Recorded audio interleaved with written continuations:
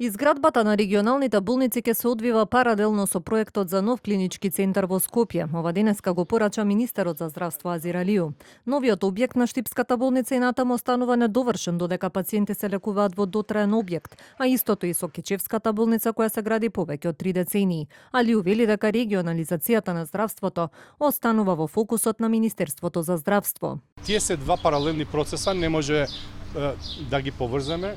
Регионализација е еден процес, клинички центар е друг процес.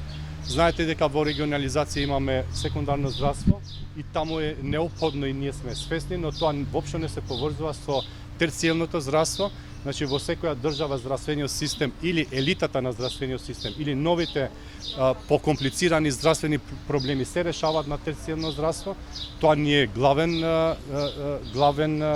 главна активност која што ние мора да го решиме. Одлуката новиот скопски клинички центар да се гради во близина на градската болница 8 септември поради тоа што ќе биде поевтино и поедноставно за државата бидејќи дел од здравствената инфраструктура ќе се искористи од постоечката болница. Ова го утврдила работната група која анализирала неколку локации. Денеска кога велиме дека клиничкиот центар пооптимално е да биде во овој простор кај што блиску сме тука до 8 септември, заради две причини. Едната причина е поевтино ни кошта тука да имаме клинички центар и втората временска, значи тука не почнуваме од нула.